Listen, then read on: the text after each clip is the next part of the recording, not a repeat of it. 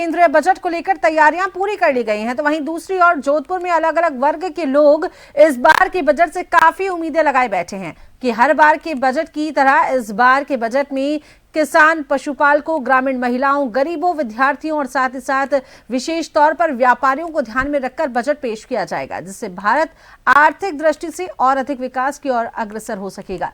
जोधपुर से संवाददाता जगदीश लोहार ने अलग अलग क्षेत्र के विशिष्ट जनों से केंद्र बजट को लेकर जानकारी ली, फीडबैक लिया। क्या कुछ उन्होंने कहा, आप भी सुनिए।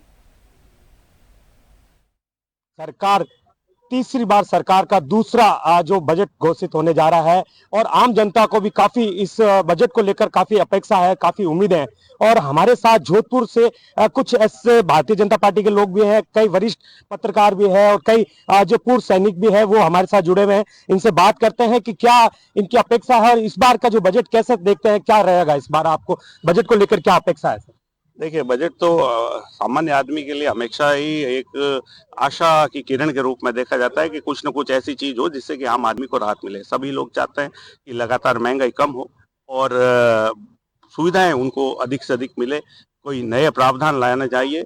जहाँ तक बात करें, अगर शिक्षा की बात करूं मैं, क्योंकि शिक्षा हो, चिकित्सा हो, स्वास्थ्य हो और मूलभूत आवश्यकताओं की आपूर्ति के लिए, चाहे वो ट्रांसपोर्टेशन से जुड़ी चीजें, उनको लेकर के बजट को लोग प्रतीक्षा रहते हैं और उम्मीद करते हैं कि सरकार का विजन क्या है, आम लोगों के लिए किस तरह की सोच है, ये देखने को मिलता है।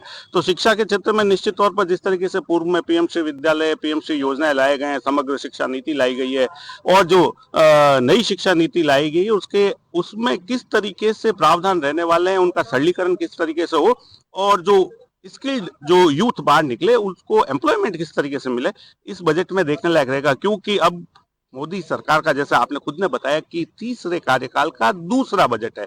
तो दूसरा बजट है तो पहला बजट हो चुका है, उसमें क्या कुछ पाया, क्या कुछ खोया और आगे क्या कुछ उम्मीदें रहती है, इस पर लोगों की नजर रहने वाली है। निश्चित तौर पर जिस तरीके से दौर चल रहा है, कुछ उच्च शिक्षा को लेकर के नए नए प्रावधान, नए नए मापदंड जो आए हैं, जैसे कि यूजीसी का लेकर के लगातार जो है, तो निश्चित तौर पर इस बजट में ऐसे प्रावधान होने चाहिए। नियमों के सरलीकरण के साथ साथ यूथ को स्किल्ड और एम्प्लॉयमेंट दोनों ही मिले, इस बजट से ऐसी उम्मीद है। मोदी सरकार 2014 के बाद हर बार हर बजट में देश के लिए राहत और खुशियां लेके आया है और कुछ कुछ नवाचार हर बजट में हुआ है।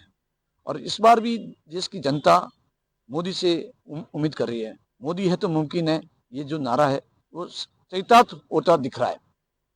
जो 1 फरवरी को बजट आने वाला है, मोदी सरकार के तीसरे कार्यकाल का दूसरा बजट, पिछले बजट में जो आम जनता को 12 लाख की जो डिडक्शन दिया था, उससे आम जन में बहुत खुशियां हुई थी। इस बार भी इनकम टैक्स में कुछ बदलाव हमें देखने को मिलेंगे, चाहे स्टैंडर्ड डिडक्शन को लेकर हो, चाहे जो वरिष्ठ नागरिक है, जो उनको जो ब्याज में जो छूट है, उसमें भी हमें बढ़ोतरी की उम्मीद है।